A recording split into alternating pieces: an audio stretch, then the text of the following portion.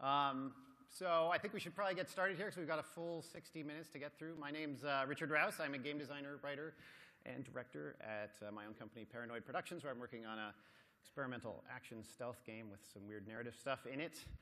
Today we are here to talk about the rules of the game. So I'm fascinated by game design rules, tricks, tradecraft, whatever you might call them.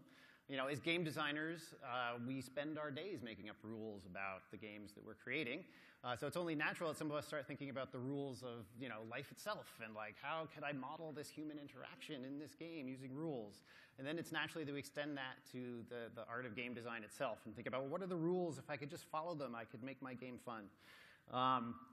And so I'm fascinated by looking at these things, and you've heard of a lot of these. This is a classic. Sometimes we get these from other industries. This is form follows function, which was originally said by Louis Sullivan, who was a 19th century architect. Basically saying that you should figure out what your building needs to do before you decide what form it should take, which should also apply to games. Obviously, you should figure out what the player is going to do in your game, and then design the game around that, not the other way around. Or, we have this old chestnut, which I did not actually know was from Nolan Bushnell. It goes back a ways, obviously. I had originally learned it from the cube I got at the Ubisoft Design Academy. It contains a lot of wisdom, actually. If you flip this cube around, it changes to say form follows function. So it's one of the smarter cubes I know.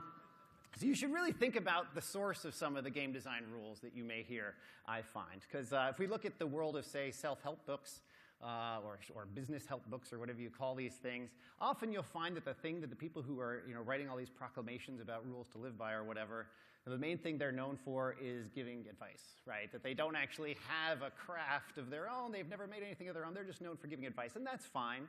I think it's fine to get useful advice from people who are more educators than practitioners.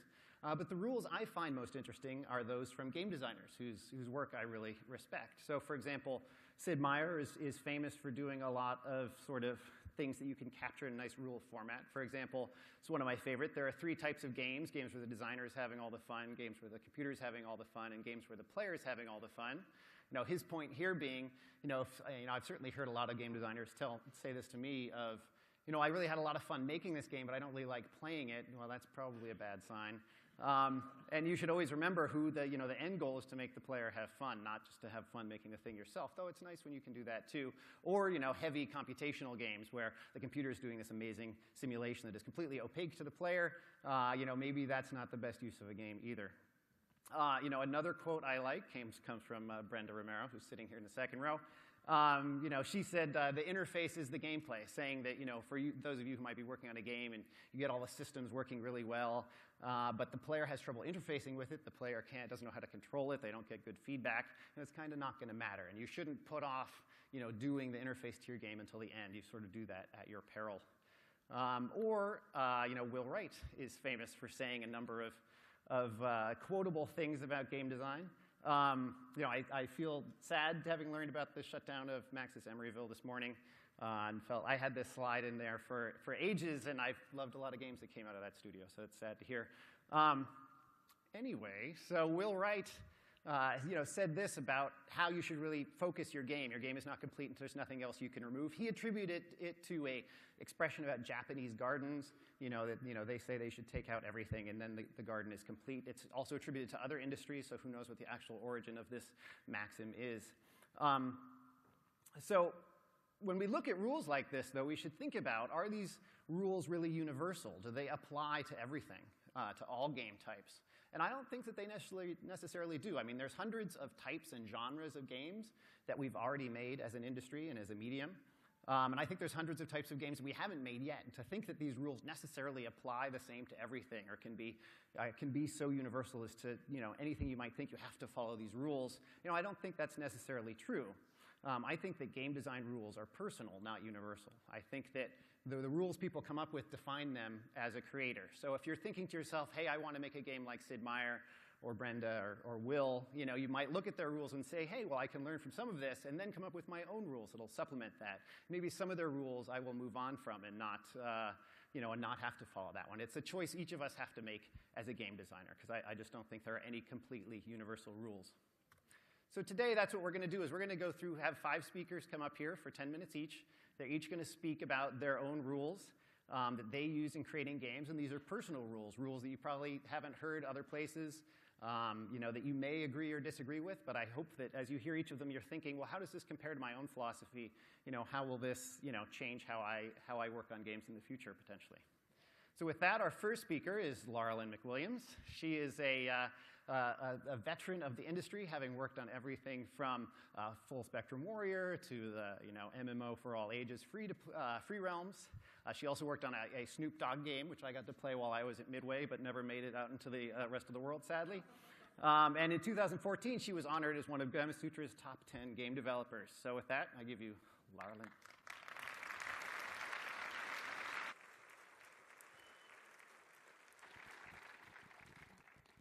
Hi.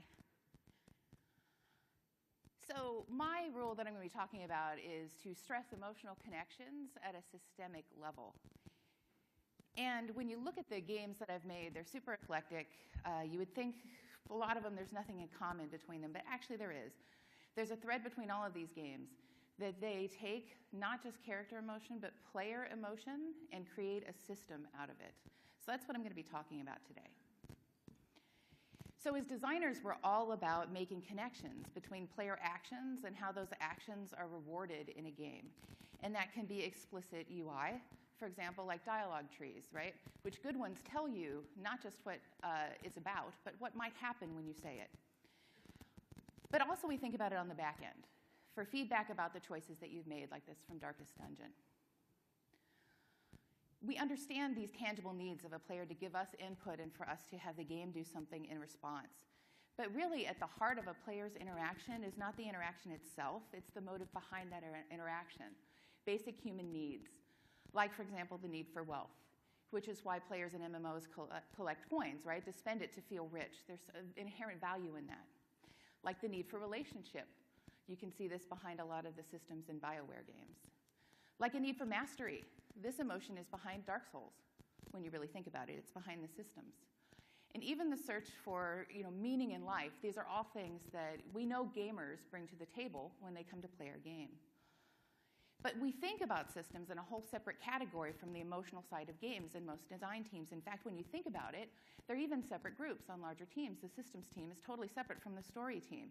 Whatever designers are traditionally charged with thinking about emotion, we think it's a separate part of the process. But ultimately, the goal in every game is to elicit emotion, even if that emotion is, fuck yeah, eat it, zombie, right? That's an emotion that we're trying to elicit from our players. And I'll never forget in early GDC where I heard the System Shock developers talk about creating a system where the last bullet in a cartridge would always do double damage because they wanted to push that emotional moment of, it was my last bullet when I took him out, right? That's thinking about your system from an emotional perspective. So I'm going to talk about kind of a cheat sheet that I use and show it to you and walk through a couple times that I've used it. So Full Spectrum Warrior was a hardcore military simulation. You controlled 2 squads of 4 men each, U.S. Army dismounted light infantry. So it started as an official Army game.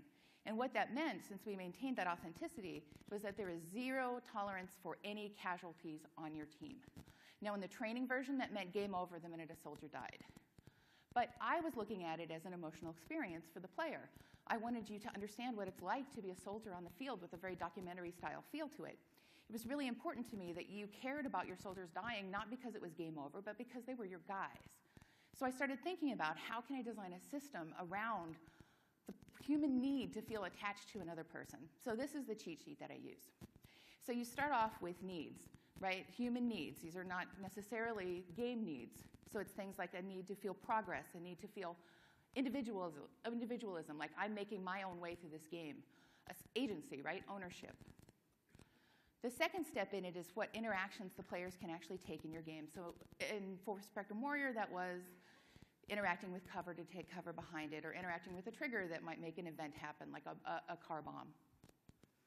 And then the third part is to explicitly list player rewards. Now notice this is a mix of systemic awards like mission advancement, along with less tangible ones like emotional impact, which is a reward by itself. So this forms a different kind of core loop than we're used to looking at. This is the experiential core loop. This is a core loop that goes beyond just saying, When the player interacts with A, B happens, and he's rewarded by C, and that sends him back in. This is a loop explicitly centered on the need the player is bringing to the table and how you're going to address that in your systems. So you see some common translations for this, like the combat loop. My need to feel a sense of progress in Full Spectrum Warrior means when I kill enough enemies or a certain type of enemy or a certain specific boss, the mission advances, right? That's the combat loop. But what it also led to was a system where the soldiers had personality because you needed to care about them. And if I can get this to play, oops, one second. Fire Team Alpha, listen! Move it! Move it! Ah! Get us out of here! Clear. That translated Heads into up, the Al. system behind the dialogue in Full Spectrum Warrior, where the soldiers called each other by name, they reacted to the environment because you needed to care about them. And here's a really specific example of using this system. When we went into usability testing, we saw that players actually did care about their soldiers now. They cared about them so much that as soon as a soldier was shot, they reloaded the game. Totally took them out of the game, killed the immersion. It's a system again. They see past all the veils. So we needed a solution for that now. So go back to the chart. So I'm now looking at this. I want your need to feel a relationship, a close tie with this soldier, to result in what? I need a reward. And actually, when I looked at it, I realized I could make a mission reward. So what we ended up doing was, when a soldier in Full Spectrum Warrior was shot, it spawned an instant top-level priority mission to heal that soldier and then take him to the, do field healing, and then take him to the unit for permanent healing. And that mission objective meant players stayed in the game for what I wanted to be the emotional moment instead of seeing a system over, a game over screen. So I didn't let them see the systems behind it. And the end result was that players actually stopped reloading when we went into usability testing. And it ended up looking like this. There's a cut in here because it's kind of a long sequence. You got hit! Take cover! Yes, sir.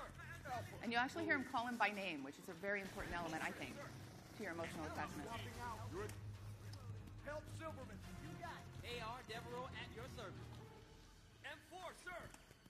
So that's one example of how thinking about emotions at the core can lead to a system change. But here's a little more concrete example, Free Roams. So Free Roams was an MMO for kids and families, and the core of Free Roams is that you could do anything you wanted anytime. So you could be a ninja 1 minute and a chef the next and a postman, for example. So that meant we had to think about, how do you level up as a postman? How do you level up as a pet trainer? How does that have any parity with leveling up as a race car driver? And really it comes down to this, where once again I'm listing, these are the Free Roams specific elements. And notice that different things start to come up. So in Free Roams, we had the explicit agenda going in. We were going to reward laughter, specifically, right? And listing that out specifically sets our goals for the player's emotion as a part of our game. So again, some of them are obvious. You feel a need to progress, you kill some enemies, they give you XP, you level up, right? That's what all of us expect. But what about these needs that are not usually recognized from a systemic perspective? How often do you level up by socializing? How often do you actually get an item for being individual? Right? These are player needs that we're just not recognizing in our games from a system perspective at all. And so we took on some of these. We said, okay, can interacting with an NPC to get information produce laughter? And when you think about traditional MMO dialogue, it's actually pretty dry. And we wanted to change that. We wanted to reward laughter. So we actually spent a lot of time working on camera angles to get closer to the characters, working on the exact way that the print looked, at the style of the writing.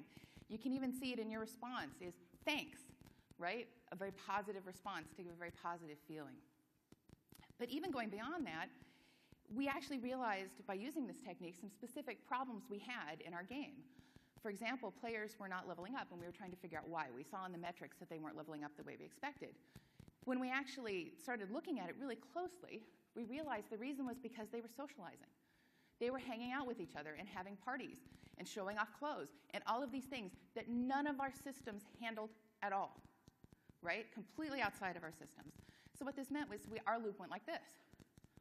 I have a social need to interact with another player and nothing, right? And what that really means, if you're working in free-to-play, is you have something incredibly unmonetized right there, which was not our motive, but certainly it should be yours, because those emotional ties are what make people spend money or stick with your game. They're what drive retention. because ultimately that social experience is what's important. So we never got to the point where I got to take on leveling up through socialization, which is something that I'm still going at in another game.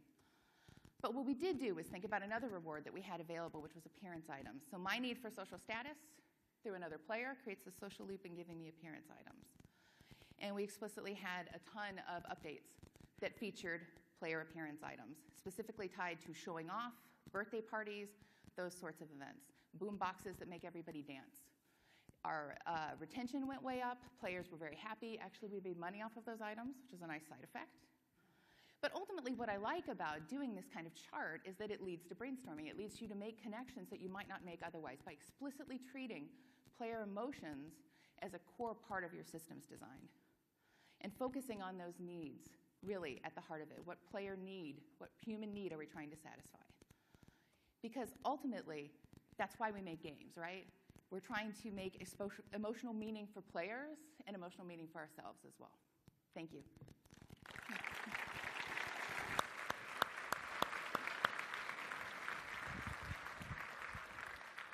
Thank you, Laura Lynn. I like how, not only will you, I think enhance the emotional experience by just having it part of the whole game and not just in the narrative, but I think the emotional resonance you get out of systems is much stronger than like in a purely narrative way.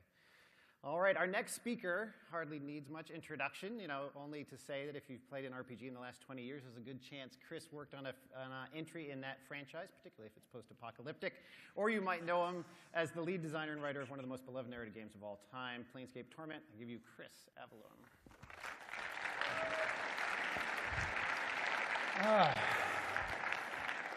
So I thought I'd bring things down a little bit and talk to you a little bit today about embracing crap, which otherwise I've entitled, Look for the Silver Lining.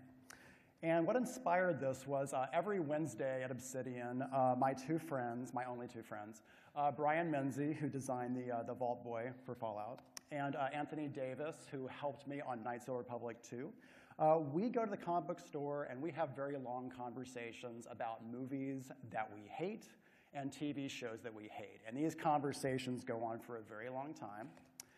And usually I discover that we all hate different things, usually about movies and TV shows that I really like. And I feel very victimized when they tear into stuff that I really enjoy, because I feel like they're not seeing the great qualities in these absolutely beautiful pieces of media. No matter what they are, they're fantastic. Anyway, the particular movie that really set us off for one Wednesday was I, Frankenstein. And I don't know how many of you guys have seen this, but this is a great movie. It's as great as Cube. It's as great as The Darkest Hour. And it is great as, yes, Twilight. And I will defend Twilight to my dying day and my undying day. In all these movies, I think that there is something positive from a design perspective to embrace that's worthwhile looking at. So for example, Cube. Cube is not a great movie. A bunch of prisoners are thrown into these incredibly similar series of rooms that have different colors, which is great for your environment artists. And each one of them has a special skill or ability that when they all get together like an adventuring party, they can solve the cube. Isn't that exciting? So we use that, for example, in Planescape Torment, where we're like, you know what? We don't really need to have a large number of party members to go through the Modron cube. And also we don't have to flex a lot of environment art resources because we can change the colors, randomly move the blocks around, and the artists really love that because we were a very short-staffed team. We also took that principle into the New Vegas DLC Dead Money. We're like, hey, we're gonna have a very, very limited cast because we don't have a lot of budget to play around with, and each of their special abilities will help you solve the mystery of the Sierra Madre. Another piece of crap, or what I thought was crap, was this series called The Elementals, which had a superhero premise, which I consider incredibly boring, not just for super teams, but also for spell systems. So if you're doing spell systems like this, I'm not going to play your game. Each one of them had a superpower that embodied one of the elements. And I'm like, oh my God, it sounds like total crap. It wasn't crap. They each gain their powers by dying. Okay, instantly I'm interested. Okay, so they're all actually dead. But because they were already dead, they got into the most horrible fight sequences where limbs got torn off, they got spears impaled in them, and a few panels later, they got right back up, which from a narrative design perspective explains why you can do catastrophic damage to a PC and have them get right back up. And that's a great hook for any computer game. Also with the Elementals, because I discovered that I really love this comic. In this sequence, this tiny girl here in subsequent panels beats the ever-living shit out of this butler in front of her. I'm like, what the? It turns out that little girl isn't a little girl at all. She's a projecting telepath called Sanction, who has the ability to reinvent his personality every time he goes after a target. And I was like, what the hell? That's the most amazing thing I've ever heard of. And I thought, well, you know what? If you applied that to a protagonist in a game, but instead of killing people every time he died, he changed his personality, that could explain why thousands of players have a different experience every time they play a role-playing game. And also, so me and Richard argued about this one. How many of you have read the comic Transmetropolitan? Okay, this is still going to be valid, Richard, still going to be valid. I did not want to read this comic. You want to know why? Because the protagonist is a journalist. You know what? When I read comic books, I want to read about superheroes beating each other up. Spider Jerusalem does not beat people up. But what he does have is he has a series of kitchen appliances with personalities, which I thought was fascinating. His coffee maker is addicted to drugs and gets high all the time. That is the most amazing thing I've ever heard of. And I'm like, well, what if we took that into Fallout New Vegas and we had a brand new player stronghold where even though Spider Jerusalem's appliances aren't very helpful, the ones that you find are very useful and they're just as crazy. So anyway, I, Frankenstein, which sort of set off this whole conversation. Very well reviewed. Very well reviewed. But there's things to like about this movie. Okay, aside from the fact that Frankenstein's monster, Adam, looks like he just stepped out of a GQ catalog, I really like the fact that his immediate environment emphasizes how debilitated his physical condition is. Like, it actually looks stitched together just like he is. I'm like, okay, well, that's kind of cool. Also, they had some pretty cool weapon design in I, Frankenstein, aside from the fact the protagonist gets a hold of all the cool weapons, which is what you want every player in your game to do. They actually had it set up so this cool segmented battle axe actually acted as a key that opened various vault doors in the game. I'm like, okay, I'm sorry, the movie. Oh, I'm getting confused. And I thought that was pretty neat, aside from just being a badass weapon. Even better, they had these symbols in the environment where when they actually threw the enemies against them, the enemies would explode in these great bursts of fire, and those symbols were on weapons. That was the only way to kill these enemies. But from a game design perspective, that's really cool. That's a really nice way of making your environment matter. Like, look for where these symbols are. How do I punch the enemy into it? How do I impale the enemy on these symbols to take them out when I have no other weapons at my disposal? I think that's fucking cool. And Darkest Hour. Oh, this was a really great one. Oh, but it's better than I, Frankenstein. So anyway, energy-draining aliens come to Earth. They come to Moscow. They come to everywhere. A small party of adventurers must be united to stop this grave threat from beyond.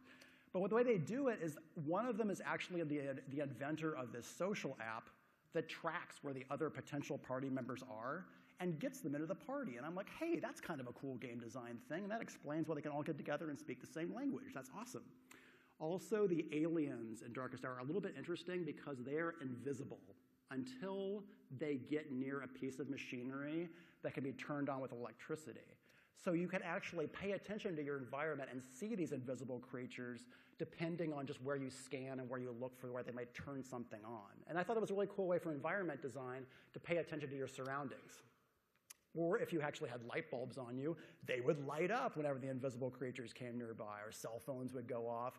Or if you're an advanced player, you can play a high-risk game of luring the aliens close to things like elevators, buses, subway trains that you really need to advance to the next level. And I thought that was pretty cool.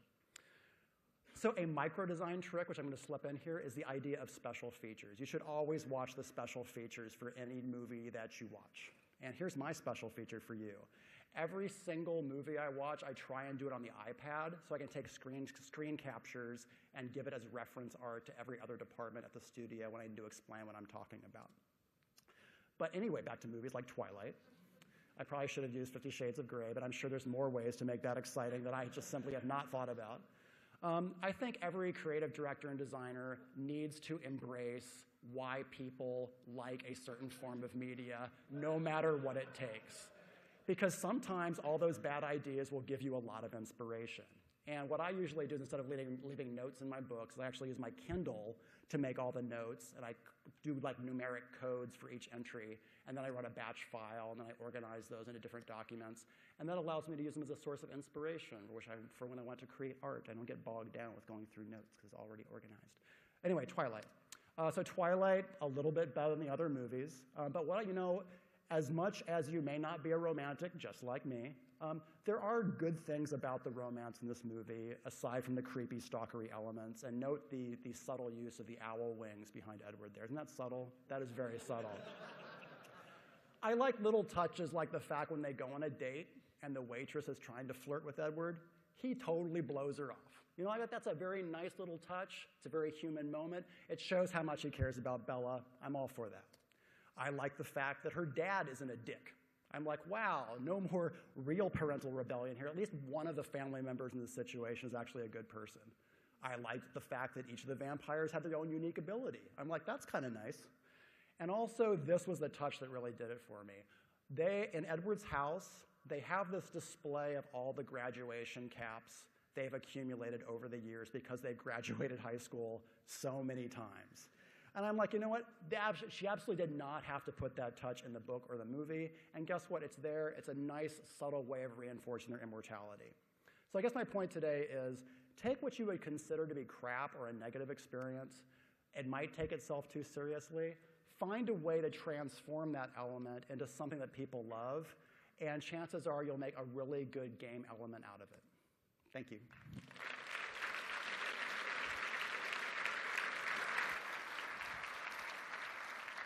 And the great thing about stealing from I, Frankenstein instead of, say, Alien and Star Wars and Black Hawk Down again is probably no one's stolen that stuff from I, Frankenstein yet. So your game will seem original even though you're not creative.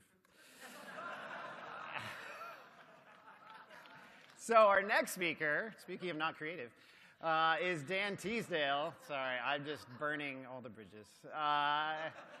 Well, he's about to embarrass me, so I just had to go for it. So our next speaker you may know from having worked on big franchises like Destroy All Humans or Rock Band. You may know him from the puppeteering Kinect game The Gunstringer, but what you should know him from is the absurdist indie game he released last year called Roundabout, which brought back FMV. And why you should listen to game design advice from someone who loves FMV so much, well, I guess you're about to find out. Dan Teasdale.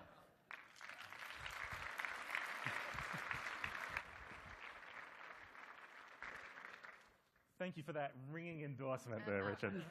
So hey everyone, thanks for coming out. This might come as a bit of a surprise given that I'm talking on a design theory panel, but I'm actually not a big, intense design theory kind of guy. Instead of spending my time writing books or blog posts, I instead spent it creating things like the world's #1 all-male game development pinup calendar. Having said that, there was one design concept that's intrigued me for a while. It's a concept about a magic number, and it's a magic number that I think every designer in this room has used, and it's one that, until a few years back, I had no idea why. And it's about this guy here, the number 3. 3 is kind of a big deal when it comes to magic numbers. If you've played games for a while, you've probably noticed that 3s, and to a lesser degree 5s, are popular numbers. There's a number of starting lives, a number of Angry Birds stars, even things like the number of Mario Kart turns to reach full boost. They're all balanced to the number 3. Obviously, 3 is a magic number, but why? Just saying that it's a design habit doesn't really get into the root of why it became a habit. There's clearly something to this number beyond random coincidence. So I started diving into why this was. And it turns out it stems from how the human brain deals with information. My one weird trick is actually based around 2 different theories of the human brain. You may have heard of the magic number 7 plus or minus 2. It was discovered by this not at all creepy guy named George Miller. The whole idea is that your short-term memory can only remember 5 to 9 objects at once. And this seems like a pretty useful piece of knowledge at first glance. And it gives us a pretty strong hint as to why 5 is a magic number in games. But there's a second part to this which is equally important. The second part is based on research by this dude, Herbert A. Simon. While George Miller wanted to find the largest amount that short-term memory could hold, Herb here realized that the total space is actually divided into what he called chunks. While those can be different sizes, the best size is actually 3 units of things. So we can use these two theories to get a nice rough rule set of the human brain's constraints. 5 to 9 items, of which the brain's ideal container size, or chunk size, is 3, means at most we're dealing with 3 chunks that can carry 3 items each. So 9 items total. So let's run through a quick example of how this works. Let's take my favorite phone number, the Jenny number. When your brain sees this number, it splits it into chunks of 2 to 3 units. You're most likely going to separate it into a 3-digit chunk and 2 2-digit chunks. That's because the separator is providing a hint to your brain on how to chunk this information. It's a really good example of why separators and delimiters are really important. Having a comma in a 4-digit number isn't just pretty, it lets your brain chunk the important single digit on one side while spending less time on the remaining 3 digits on the other side. This isn't the only way to chunk this number, though. If you heard the song before you saw the number on paper, you probably chunked it to the beat. 2 chunks for the first bar, 1 chunk for the remaining digits in the second bar. And this is completely valid. Your perception of the number doesn't have to be visual only. It can be audible, too. In both these cases, your brain is trying to organize this data into 3 neat chunks. So let's try and break that. If we split the Jenny number into 4 chunks, your brain has a harder time remembering it. I mean, you can probably remember this if you actively try and internalize it, but it's an uncomfortable process because you're dealing with a set of chunks that's larger than 3. It's also probably why you'd have a harder time remembering this 10-digit number. Your brain is trying to fit this into 3 groups, but it can't easily without a number falling off. But wait, you might say if you're smart. That's just Jenny's number backwards with an LA area code. I can totally remember that now. And you'd be right. I bet you can even remember this 15-digit number if you know US area codes, 80s songs, and you've played Call of Duty. And that's because in this case, we're not dealing with short-term memory alone. After 30 seconds, if everything goes well, your brain will try and move that information into intermediate memory. And then 2 to 3 hours later, if everything goes well again, it goes into long-term memory. In long-term memory, these chunks of objects become unique objects themselves. Your brain is essentially compressing the data for you. Anyway, you're probably super bored of this 5-minute intro to brain theory, and you're asking the real question, which is, now that I know this one weird trick about the number 3, how can I use it to make my games better? Well, since we're dealing with perception of information, UI design is a no-brainer to apply this to. Take Roundabout's main menu. Instead of your standard vertical list of 5 menu options, we split it by rows into 2 chunks. 1 row for gameplay stuff that matters, and 1 row for housekeeping. That way, we can make sure that we're driving players towards gameplay with 0 thought on their end, while at the same time not bearing settings and important options that people might need later on. And as a bonus, it means all but one of our options on the main menu benefit from Fitts' law, since every button is on an edge instead of in a one-dimensional list. You can also use chunking for evil. Take Roundabout's Challenges menu, for example. The ideal chunk group for this would be a 3x3 grid. However, that was easily chunkable by players, and it gave the impression that we had a small challenge list. So instead, we did 2 rows of 4 and an extra item, which made it slightly harder for players to internalize all the challenges at once, which made it seem like we had more challenges in the game, which is a total asshole thing to do. But I am gaming's biggest asshole of 2013, so it's the least I could do to hold up my reputation. The best case for perceptual optimization, and actually the worst case as well, is the Gunstringer. So I was the lead designer on the Gunstringer, which was an on-rails Kinect shooter with a skeleton marionette puppet. And it was really the start of this skeleton phase of my career that I find myself in at the moment. Because everything was on Rails, it meant we had incredibly tight control over everything the player saw, making it perfect for this kind of perception optimization. It's also a pretty good example about what happens if you apply the rule of 3s the wrong way. Here's why. The Gunstringer's gun was a 6-shooter. In the groove, you'd target 6 things, and then you'd shoot 6 things. It's a really nice example of using the rule of 3s to help target acquisition, and the 6-shooter helped reinforce the 2x3 pattern. But of course, I had to go and ruin a good thing. An enemy's AI would spend a cycle spawning, a cycle aiming, a cycle firing, and a cycle or a number of cycles fleeing. Because we were on a rail, I made all of these states take the same amount of time as the player aim and fire cycle. It didn't stop there, though. Since we used encounter design, we naturally extended that same timing pattern to our encounter pacing. Because we had regenerating health, it meant we also had to apply this timing to the health meter. And because we were on a rail, we had to time our multiplier system to all of these encounters as well. When I first balanced the game like this, I thought it was genius. But it very quickly dawned on me that this was actually more like the crazy ramblings of a conspiracy theorist. I went way too far down the rabbit hole, and it made the Gunstringer's enemy balance a knife-edge system. I forgot that the rule of threes is about how you perceive objects. Grouping visible objects into twos and threes is a really great way to optimize how your brain acquires objects, but adjusting the behavior of unperceivable things isn't always going to pay off because, well, they're unperceivable. And I guess that works as a pretty good summary for all of this as well. The rule of threes is a great way to optimize your game for the human brain, but you have to treat it like optimization in any other part of game development. Don't apply it or it doesn't have a benefit. Thanks a lot.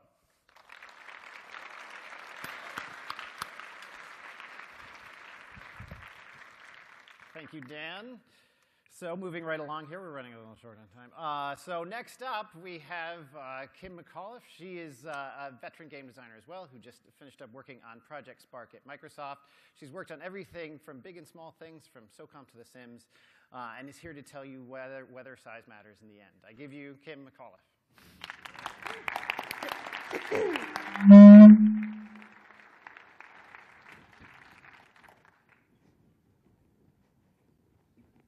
That's not exactly how I remember phrasing it, but okay.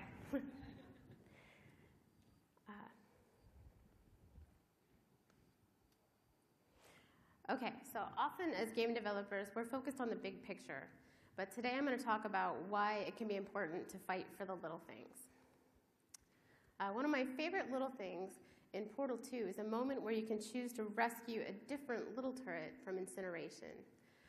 It's an extremely well-crafted moment from the setup that introduces you to this turret stuck in a vent a few levels earlier to the intriguing hints about the plot that you get from this turret as a reward for rescuing it. Another little thing that contributed to my enjoyment of a game is the context-sensitive dialogue in Left 4 Dead 2.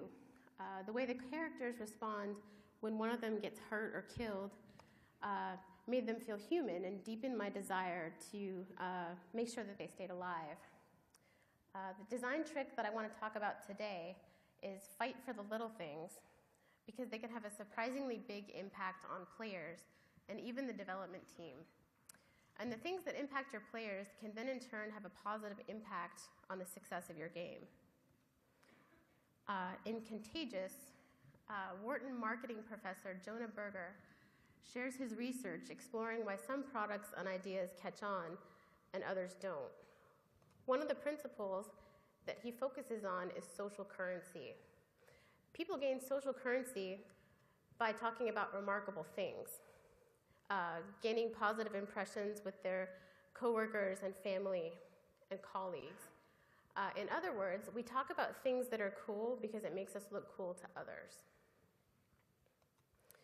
Remarkable things are talked about more often, and smart brands take advantage of this. One example in the book is Snapple, whose quirky and weird real facts people couldn't help but talk about until they were ingrained into popular culture. And the point to take away here is that excuse me, the little special things that people find in your game, people are going to want to talk about because it makes them feel special. So the first example of a little thing that I want to talk about is from my very first game, Sims 2 for the Nintendo DS. The DS version of Sims 2 combined an open-world sandbox with an adventure game, questing. The main story is that your sim gets stuck in a town called Strange Town and ends up taking over the local hotel, befriending the citizens and then defending the town from various attacks. So the little thing in question had to do with the town's cows. You can interact with these cows to get milk, but that was it, other than some mooing. I strongly felt like there was an opportunity here for more interaction and some reward for exploration. If we added cow tipping, for example, and then the player interacted with the cow afterward, then we could have a milkshake that you could get from the cow afterward. And then we also in the game had chocolate. And so why not be able to give the cow chocolate and then get a chocolate cow and then have the cow yield chocolate beverages? Like, this is genius. Unfortunately, my producer at the time felt like, cow tipping might be construed as, potential animal cruelty, and this could jeopardize our ESRB rating, and we had to be, E10. And this is my first game. I didn't understand the idea of feature creep. So I may have gone behind his back and convinced a junior programmer at the time to maybe just put it in anyway. And it was kind of a joke. It wasn't really supposed to stay in the build. And to keep it from seeming too mean, he even animated the cow to immediately bounce back up. But it was programmer art. So it was kind of like just a weeble wobble on it. It was a joke. It wasn't supposed to stay. But fortunately or unfortunately, EA saw it and loved it. And so then we had to add it to the schedule and have real animations. Real animations and a real chocolate cow. And the producer was definitely not happy with me. But I can promise you that he got over it. This is a picture of us about 5 years later.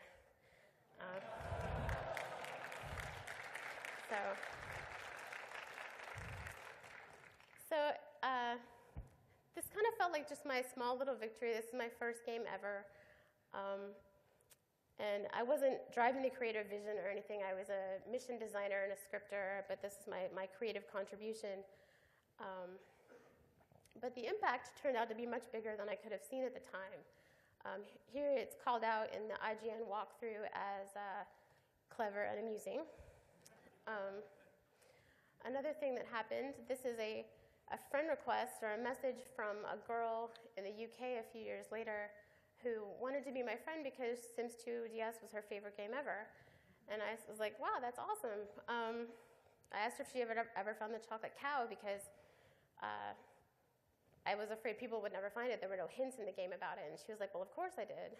And but even the impact was still bigger than I even thought at that point. Because it turned out that EA also thought that this feature was popular and successful, and so they announced in Sims 3 that they were going to bring out a cow, like a farming set, and they were going to take all the cow features from Sims 2 DS and put that into this pack and add a bunch more features. They had a cow tipping minigame that you could fail if you slipped in a cow pie. And then you could also play tic-tac-hoe with the cow to increase your logic score. You could give the cow soybeans to get soy milk, and there was this whole thing. And then I went looking around on the forums, and there were 22 pages of people excited about cow tipping and milkshakes, and there was even someone who called out that cow tipping was fun. Her daughter had it on The Sims 2 for DS.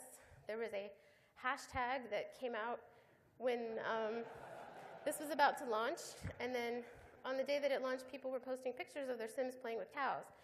So looping back around to the book Contagious and Social Currency, here you have people talking about a feature that they think is cool and interesting, and in doing so, contributing to the success of a game. So moving on to my next example, another example of fighting for a little thing arose when I was working on ConnectNat GeoTV. This project used Kinect to add gameplay to a family television watching experience.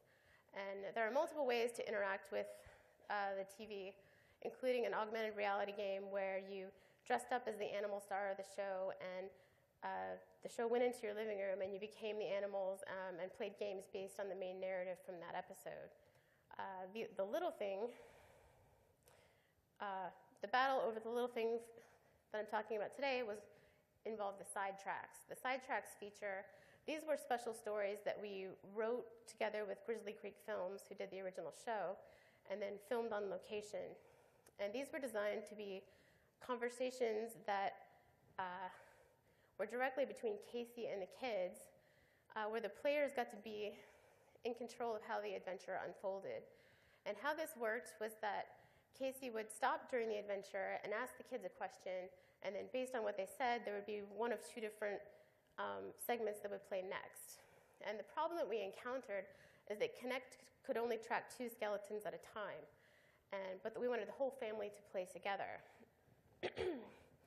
And so for our first iteration, we decided to have a family spokesperson that would choose the answer for the whole family using a hover cursor. But this didn't have the whole, everyone gets to participate feeling that we really wanted. So we were challenged by the executive team to come up with a better solution. So we all put our heads together, and a few people came up with some ideas, and a really smart guy from our development partner put together a solution where we combined blob tracking and skeletal tracking to pull the room every frame and to come up with a way to switch skeletons every frame and count up to 8 votes in the room. So in the final version, the entire family can vote together on which way they should go by raising either their right hand or their left hand so that everyone can play at the same time. So, Dad, I'm sorry, but I don't think I want to work for a newspaper or review games when I grow up anymore. I want to be a naturalist. So the speaker here is Scarlett, the daughter of columnist Controller Freak, in her review of Kinect.Geo TV. This particular quote is so great because it means that she was definitely impacted by the sidetracks in particular. This is the only place in the game that Casey speaks directly to kids about learning how to be naturalists. Returning back to Contagious again for a second, this is a kid talking directly about the impact that a little thing that we fought for had on her in a way that was shared with a lot of people. The last example that I want to mention is from another Nintendo DS title. This time I want to talk about championing someone else's cause and how fighting for a little thing can help not just a title, but also a team. I came onto this project later in development and was tasked with designing the final level in the game. The level artist working with me expressed frustration that the other levels in the game had what he felt to be too much sameness in layout and not enough change in elevation. So when I started working, I was looking at the concept art for the level that I was going to be doing, and the art for the setting makes it clear that there should be lots of room for changes in elevation because it's a pile of wrecked ships. So I started whiteboxing some ideas and working with him very closely from the beginning and getting his input. So I proposed a design that included a ton of vertical progression and then also Frogger, because why not? And he was immediately re-engaged and excited to begin. We had to win some people over because it was so different from the rest of the game, but in the end, because it was the final level, we were able to sell it. And fighting for this little thing made the game better. It challenged me to be a better designer, and it also boosted morale for a team member. I didn't realize how much of an impact that being listened to had on him until he told me about it years later.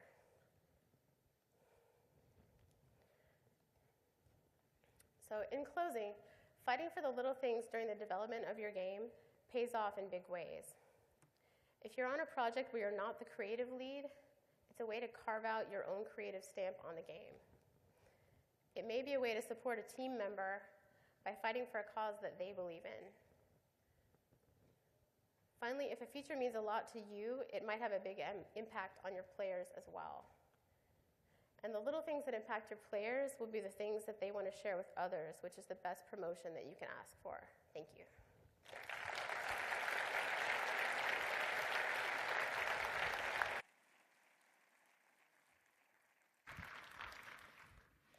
Definitely in this age of ever more polished, super big games, it's harder to sneak things by producers than ever, but still super important. So finally, Our last speaker is Nels Anderson. He describes himself as the best Wyoming-born game designer currently living in Canada. You may know him as the lead designer of Mark of the Ninja or the stunning Firewatch, which he will be demoing later this week. And I'm sure if you came up and asked him afterward, he would tell you how to go see that yourself, and you should do that. I give you Nels Anderson.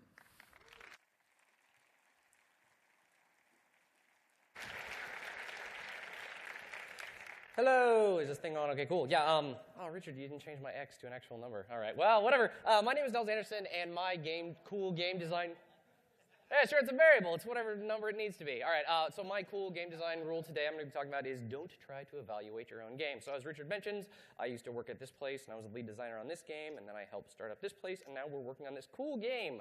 Yes, and come ask me later if you want to come play it. But yes, this is my game design rule. So, as noted, don't try and evaluate your own game, but note the asterisk. That's going to be important later. See, so here's the problem. When you're designing a game, you have all this knowledge in your head about how the game works. I mean, of course you do, right? It's in your head. It has to exist there before it can actually get out into the engine or the board or whatever it is. But there's a problem with that. What that means is it's actually impossible for you to strip that knowledge back out of your head. Our perspectives as designers are wholly tainted with this dark knowledge about how the game works. And this is a problem because people who don't have that knowledge still need to be able to play your game. And they need to be able to do it without you explaining it to them. Often, some of the biggest failures in a game's design are not necessarily its systems or its mechanics, but rather how those systems and mechanics are communicated to the player.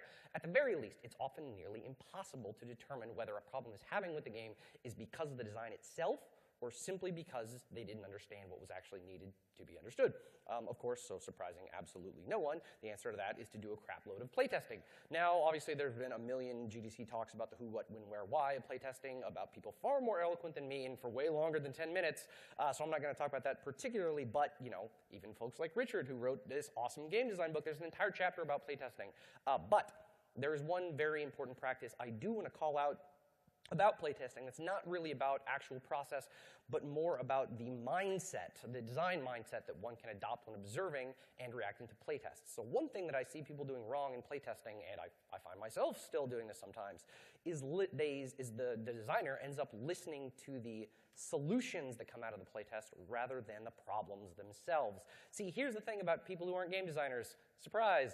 They're not game designers. That's why what we do is kind of important. Remember all that horrible, tainted knowledge that you have in your mind, which is why you need other people to playtest the game in the first place? Well, this is where that knowledge is actually useful. You know, during playtesting, people will often talk about the problems they're having in terms of solution rather than the problems themselves. They might say, my character is too weak, they need to be tougher, or these enemies have way too many hit points, they're impossible to kill. Now, it is indeed possible that your enemies might just actually have too much health.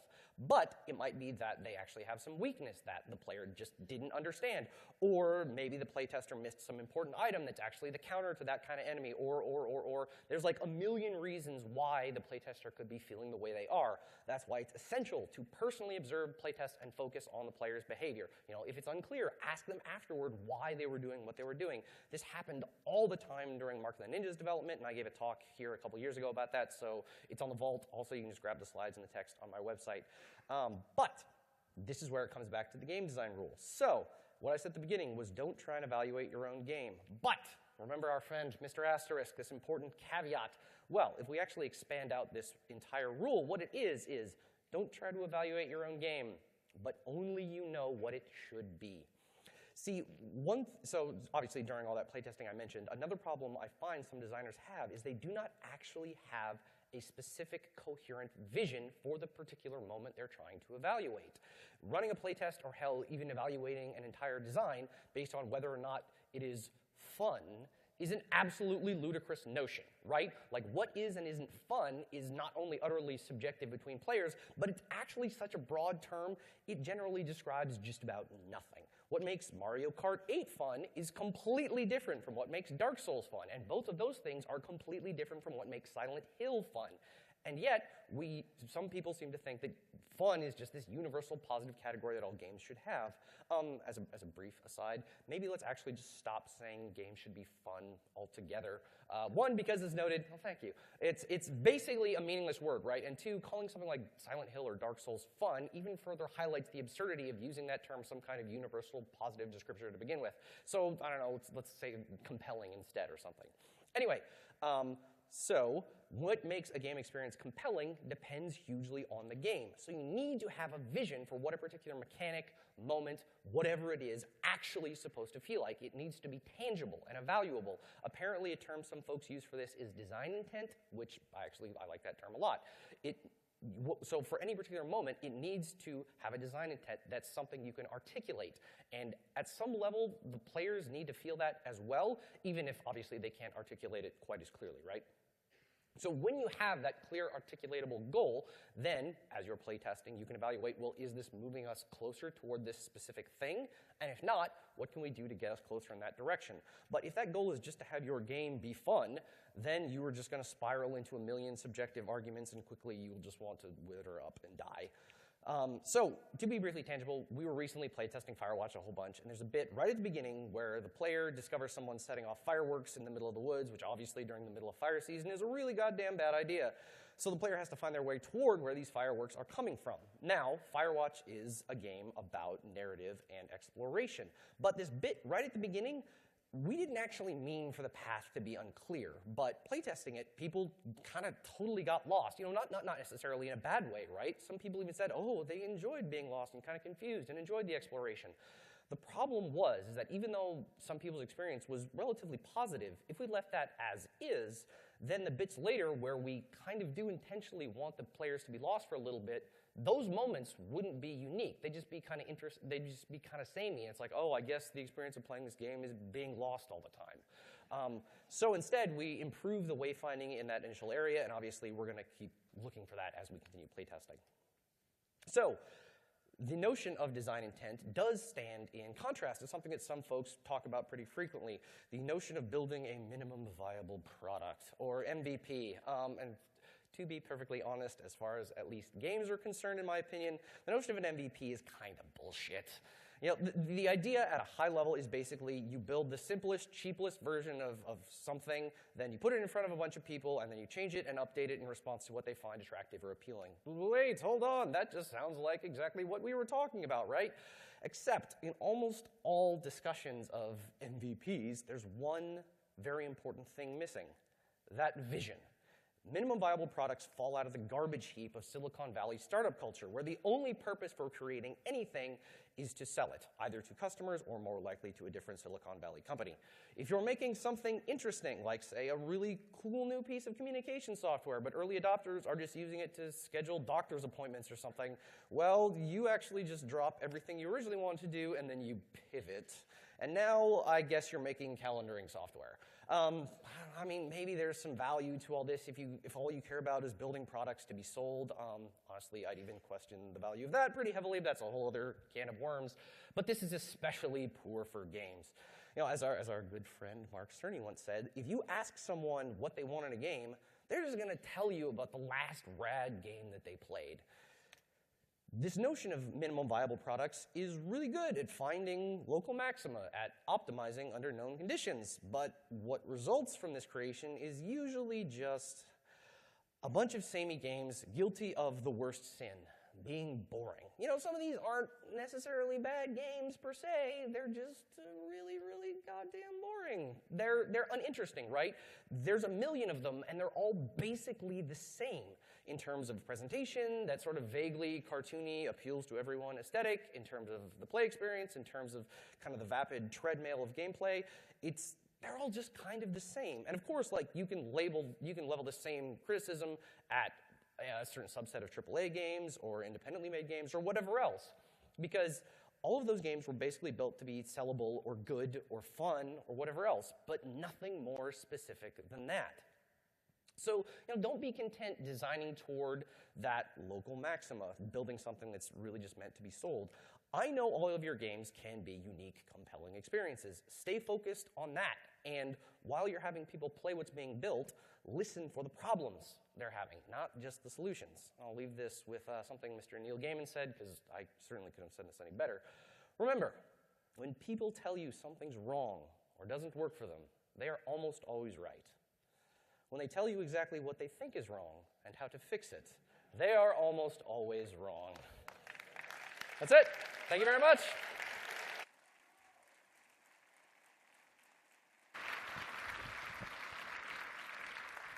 Thanks, everybody, and that concludes our rules for today. Remember, these game design rules may or may not apply to your own rule. You need to think of game design rules as personal and be thinking of what your set of game design rules that you may or may not want to follow for your own projects will be.